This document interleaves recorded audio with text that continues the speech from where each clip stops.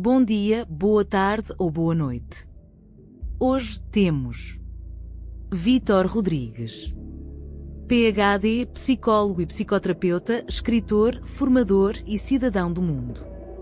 Aos 64 anos, autor de 17 livros e apaixonado pela humanidade. Amante da natureza, sempre curioso sobre o cosmos. Praticante de meditação de longa data e muito interessado nas tradições espirituais do nosso mundo.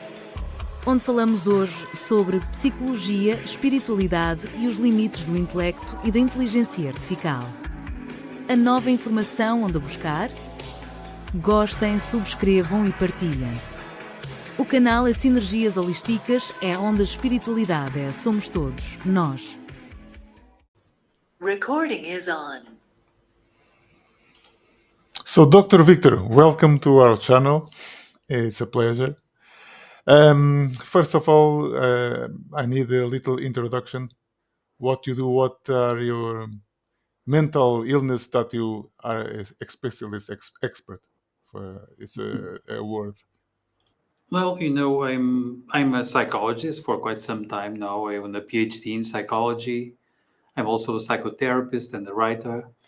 And well, I would say I'm not really an expert in a specific mental illness, but I deal with lots of different disturbances. And the dominant ones, of course, are anxiety disturbances, depression, the spectrum of depressive stuff.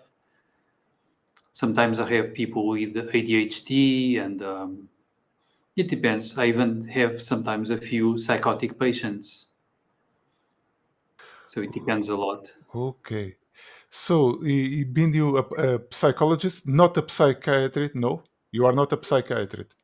No, not at all. Not okay. I have quite a few psychiatrist friends, and I deal with them, of course.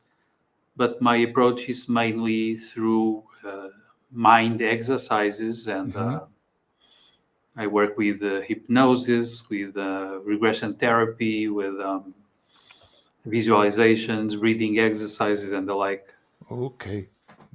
To make a link between psychology and spirituality, do you remember read a book called A Course in Miracles? Do you know that book? Course in Miracles? I haven't read it. I read just a few excerpts from it, which I really enjoyed. It's a famous book, actually. Yes, it was written by two psychiatrists in New York City. So do you believe there is a link between psychology and spirituality? Well, for sure. Actually, my own field is specifically transpersonal psychology and psychotherapy.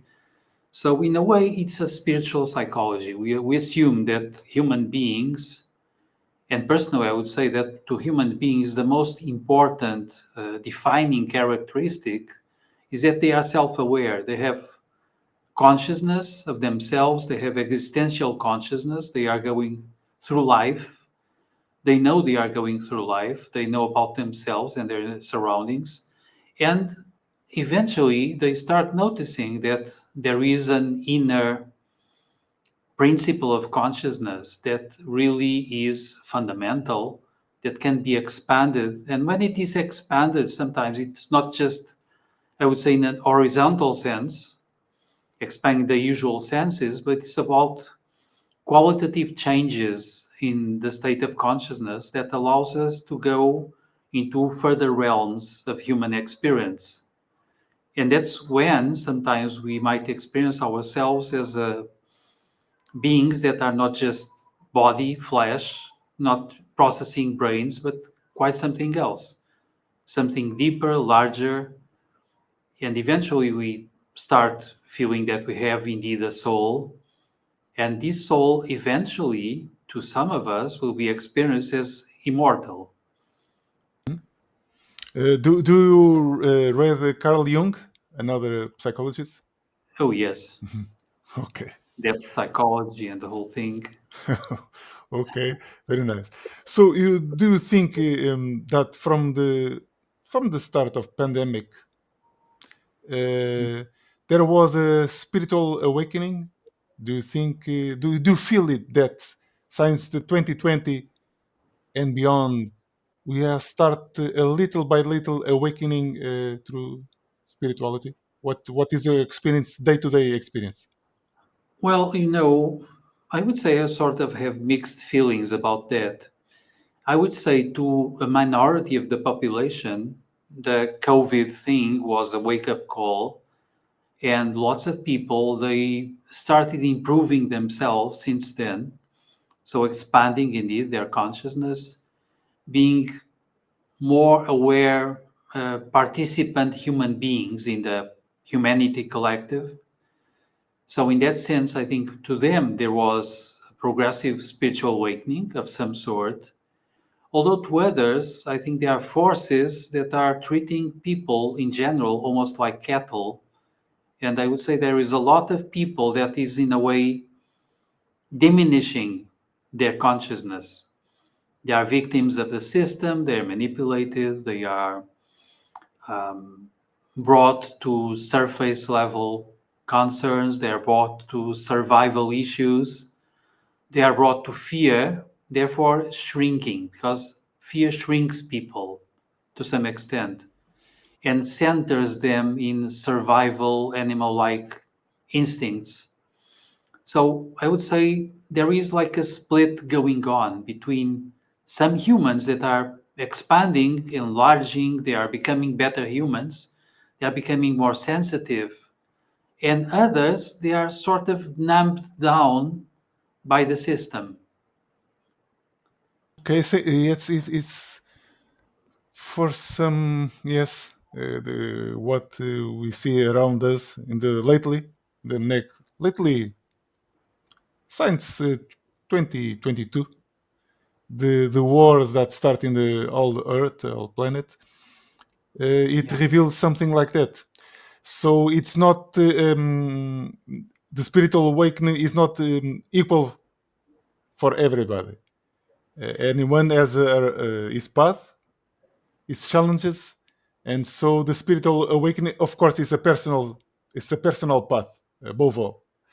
It's not like I talk to a many therapists, spiritual therapists, that we all get um, awakening, concerted awakening, step by step, and all together. But from your experience, and my also, it's not quite like that. Each of us has his own timing to get to know herself or himself and go to spiritual path. Yes, and it's good to know that you mentioned wars because, of course, wars are a lot about separation of people from themselves, from others, splitting people in different parties. And to sustain wars, of course, there are rulers who make sure they bring population to believe that there are enemies everywhere, that they must face those enemies, they must destroy them. So it's about separation. While still, I would say, a minority of people, they are striving for unity. They want to participate in the larger collective. They want to be brothers with other human beings everywhere. They want to be planetary citizens, and who knows, perhaps citizens of something that goes beyond the planet. And there is this split going on indeed. Not very nice. And of course, I think we must strive to understand that there is no Palestinians, Ukrainians, Russians, or whatever, or Israelis, or Somalis, or there is a human family that must consciously inhabit our planet, as Buckminster Fuller would say, our spaceship Earth, and we need indeed to move together and protect nature for the sake of our own generation and the future ones. Of course. So we are talking about wars, but there is not only physical wars, of course. but I will talk now from another kind of war, because 22 years ago I was in one of these wars, academic wars, academic wars, when the ego is very strong. And I was in a project that it is failed, a project that tried to bypass the brightest and the best mathematicians of the world. Of course, it's impossible, but the program was at a very distinguished university in Portugal from 1999 to 2003, 2004. So it was over. The problem was, and is, there are certain kind of intellectual people too much attached to the intellect and only see the intellect. As for them, there is nothing more exists. If I cannot intellectualize a thing, that thing there is no existence. That kind of academic people that, of course, has his merit, but it's too limited to the intellect. Um, and I was grown up from inside, very inside this kind of mentality and field. But I was reading a paper from Kurt Gödel, and Kurt Gödel proved there are truths that cannot be proved. And it was a sparklight to my brain. Okay, there is something there is something that exists that cannot be proved, that cannot be expressed, but exists anyway. So there are things that exist even if we cannot express in a specific language like mathematics, physics, and etc. And I think it's a union that we in academia must do.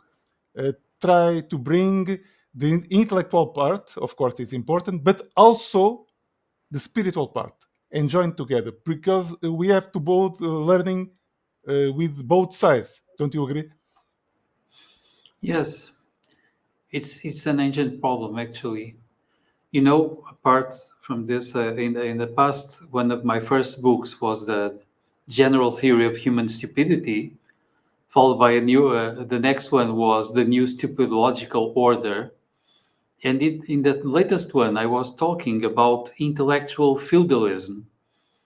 And of course, something that we find a lot in universities, meaning that people start behaving as if they were feudal lords in their own intellectual castles and lands, fighting all intruders that might bring a model that might challenge them and bring down the walls of their own separate intellects. Perfect. Yes.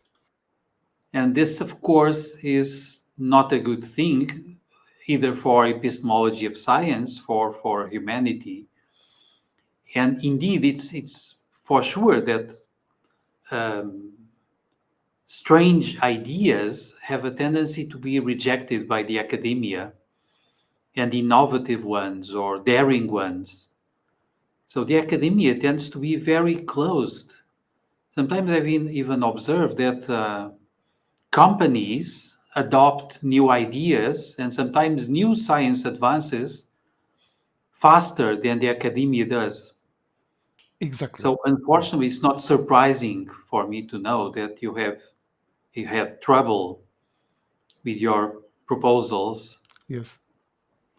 I cannot. My proposal was simple to the mathematicians from my faculty. I asked them, simple, please, every idea you have when you try to solve a very complex problem, mathematical problem, please keep that ideas in a computer program made by me, so I can later analyze. It was a very simple ask for them. No, we can show our secrets, we can show our methods, because in the field of mathematics, in the academia, we are very competitive people. So that was the answer that they gave to me. So I did not have any support, because there is too much, as you say very correctly and perfect, there is an ego, a very strong ego and egoic success. When, for example, a mathematician wins the Fields Medal, they think they are gods. When some physics, not all, of course, but some physics get a very strong prize, international, they think like that they are gods, they are special. They are some kind of speciality, special in human beings, like a privilege, a privilege special. No, we are all the same. We belong all the same. Yeah. I think I have found a precious instrument to keep us humble, and it's called a mirror. We look at the mirror and we just notice how little we are and how little we know. Of course, I think it's being humble. It's just a matter of observation. Yes, I agree. Einstein was very humble, by the way. Einstein was one of the few physics very humble, the looking at the universe. Yeah. And indeed, yes, I think when we really look at what we know, of course, what we don't know is absolutely huge, is gargantuan compared to what we know. And I think it's the beautiful of life. There is something that we will never know, and it's beautiful because it's the proof of the infinity that exists beyond us. Because, for example, if I was academia physics, like in Princeton or UK, and I'm trying to unify the five force or four force of universe, and it's over. I think it's too little reductionism.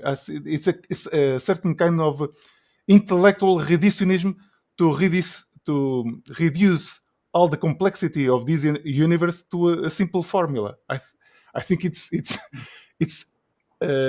by the way, intellectual. I think it's impossible, and I can demonstrate this.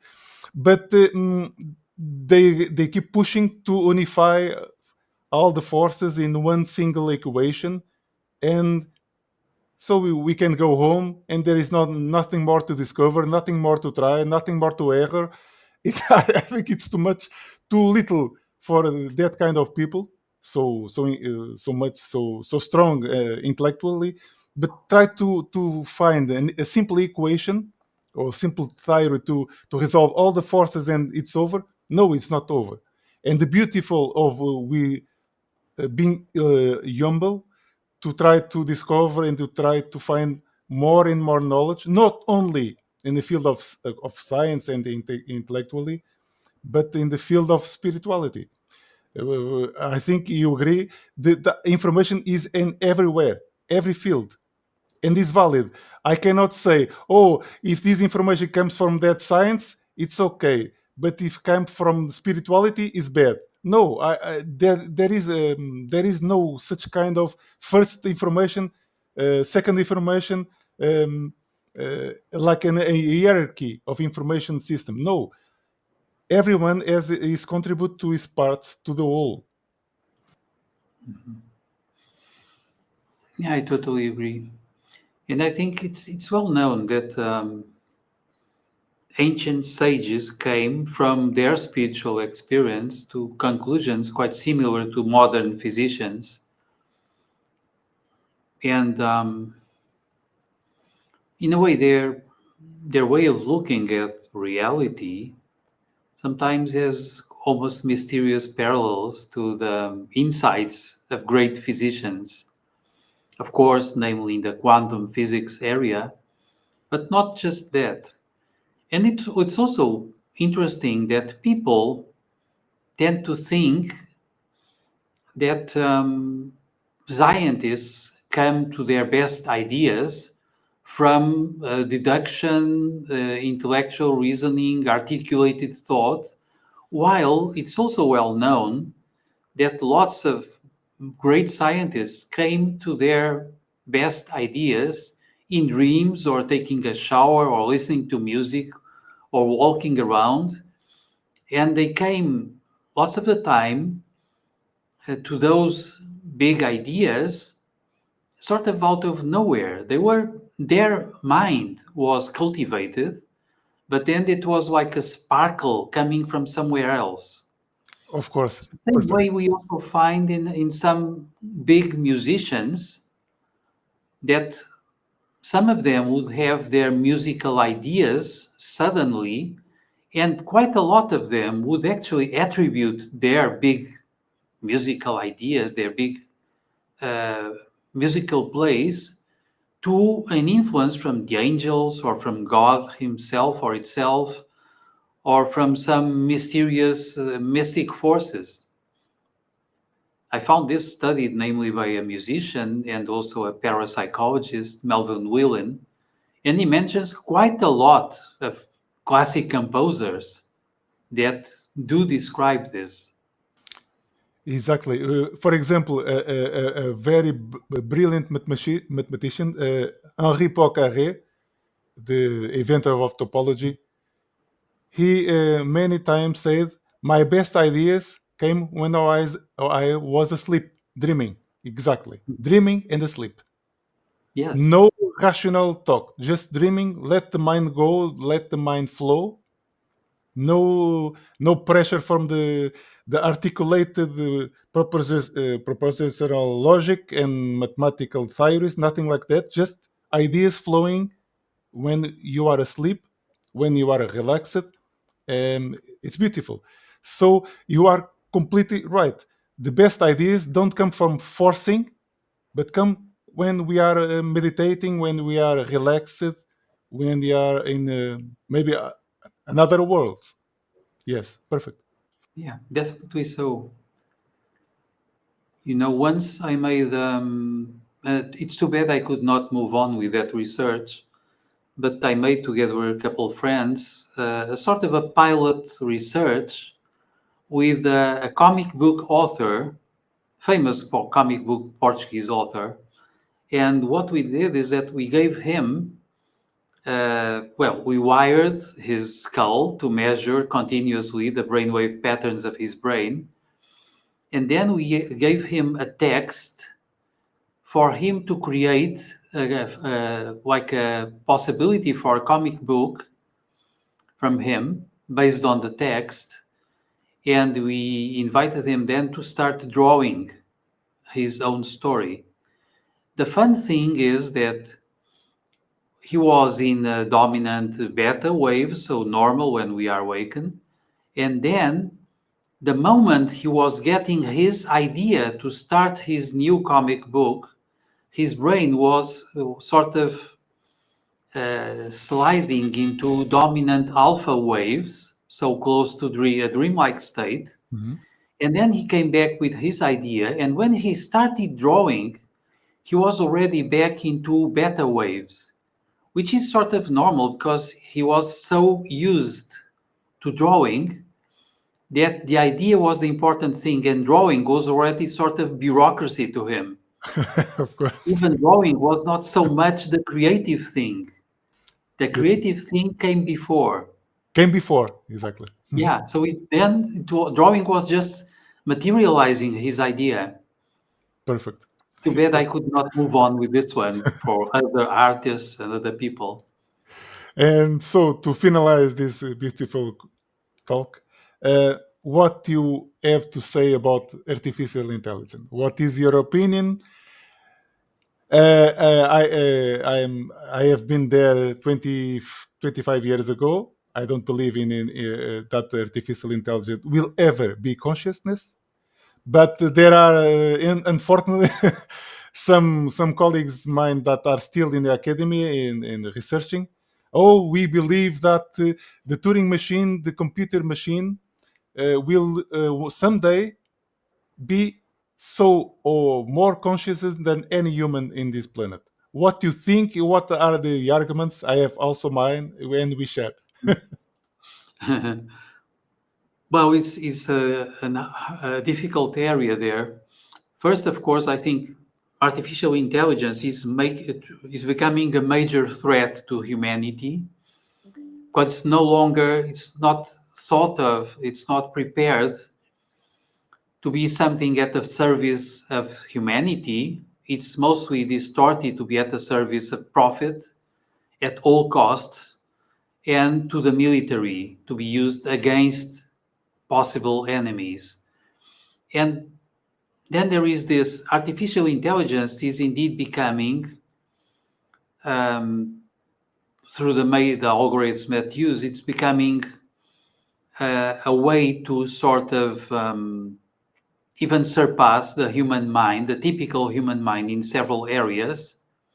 But people make a confusion there. They believe that intelligence is sort of equal to consciousness, and lots of people start believing that because a machine and an algorithm is able to mimic a lot of thought processes, it is therefore becoming conscious, which is not.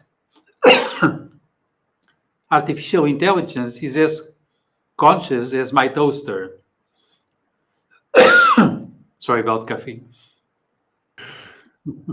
Okay, and I'll give you my arguments. One of the strongest arguments is the Elon Musk. Elon Musk was being interviewed some months ago, and he said, "quote at the current pace of artificial intelligent drink of energy, we don't have enough energy from 5 years from now to support all data centers that support artificial intelligence." So the big question is, the big limitation: there is no enough energy on this planet to support infinity intelligence. So by default, Elon Musk, the man, one of the strongest men in the artificial intelligence field, in the industry, are just claiming that there is no enough energy to support the data centers that support artificial intelligence. So artificial intelligence will never surpass humanity from a perspective of energy to resource their data centers, and from a computational theory that I am aware about. The Turing machine is limited in memory and is limited on processing power. So with these three kinds of limits, physical limits, it's impossible that artificial intelligence will ever grow forever and will surpass God and will be God. It's impossible physical with the limitations of memory, processing power, and consumption of energy. But there is something that we all agree. Humans can go and get new information, not from the mind, not from the rational thinking, but through meditation, through some kind of spiritual path. And everyone can get that information. That's the beautiful part of this spirituality. We are all the same. We all can get that information from the source.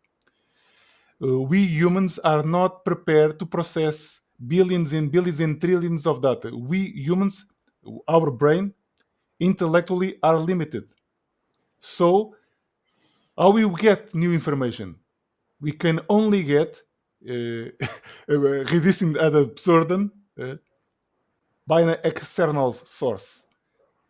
It will be not by intellectual, but most certainly it will be by spiritual path. I have completely faith, and I prove it on my book. It's not possible to go more. We get more new information with only intellectual part. There is something more that we as a humanity have to get. We have to connect to the source somehow. Yeah. Yes, I would agree.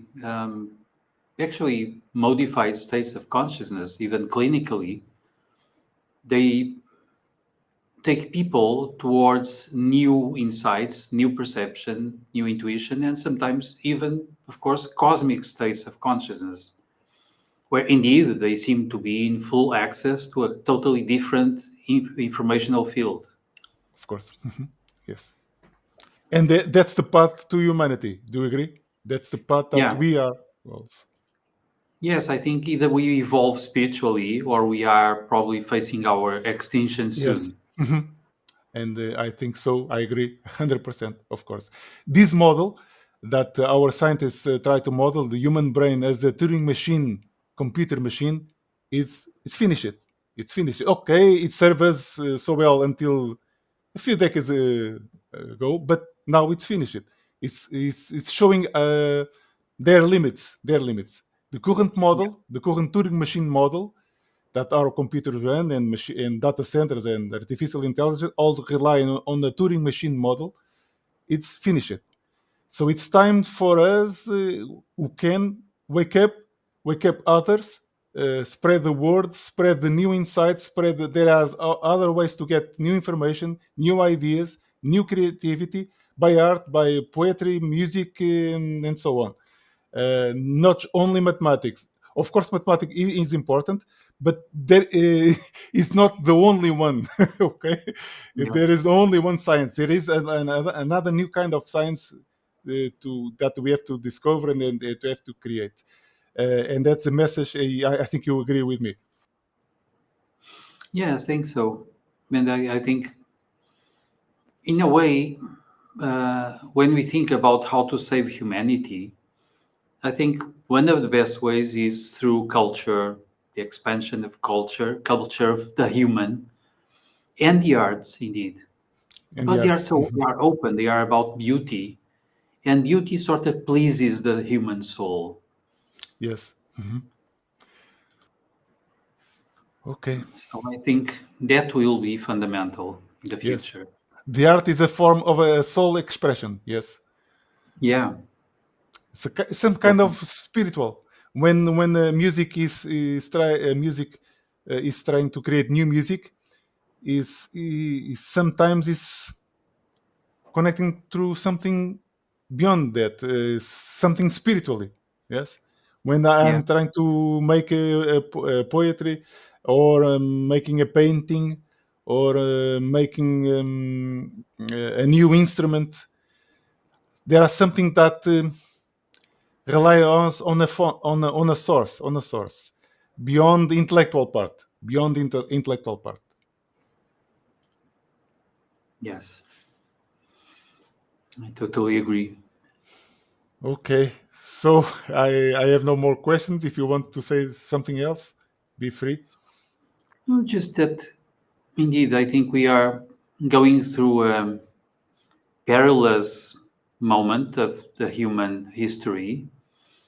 So those are dangerous times we are going through because indeed, I think technology is evolving a lot faster than ethics or human consciousness or our possibility for dealing with the consequences. And technology nowadays has been money driven. It's mostly about profit. It's developed for profit. And we must revert it. I think we should slow down and try to use technology for humanity and nature, not for profit. Because profit is like a wild horse without restraint, Yes, yes. damaging everything. Yes, I totally agree, because profit, only profit, does not comply to any ethics, to any morality, with nothing. Profit is profit, nothing more Yeah, than that. It's um, yeah, exactly. it's eating their own tail, as we used to say. Profit is eating their own tail. It's only profit. There is nothing more than that. Yeah, And humans exactly. are much more than that. Humans are much more than simple bread and butter and cars and toys and gadgets. Humans are much, much, infinitely more than that. So I agree. But you have any hope for the humanity or no? Do you think it's just a cycle? Yeah. It's just a cycle, yeah. Yeah, I think it's a dangerous moment, but I think we have all the chances to go through it and to find a better time for humanity.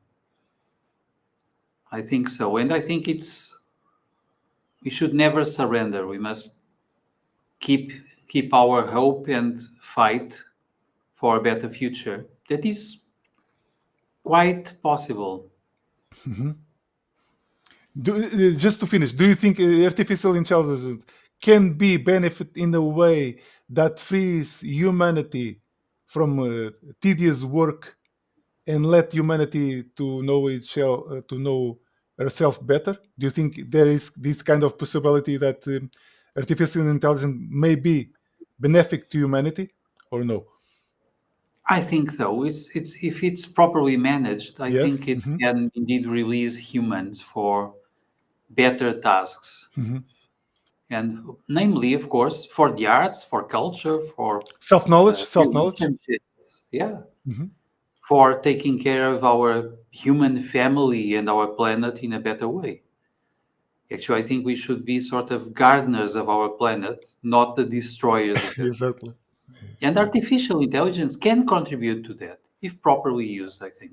Yes, I agree also. So thank you, Dr. Victor. It was a pleasure. It's been a pleasure. Thank you so much. Working with you. Okay. And I hope you hear from you soon in another occasion. Okay. Bye from now. Bye. Bye, and thank you.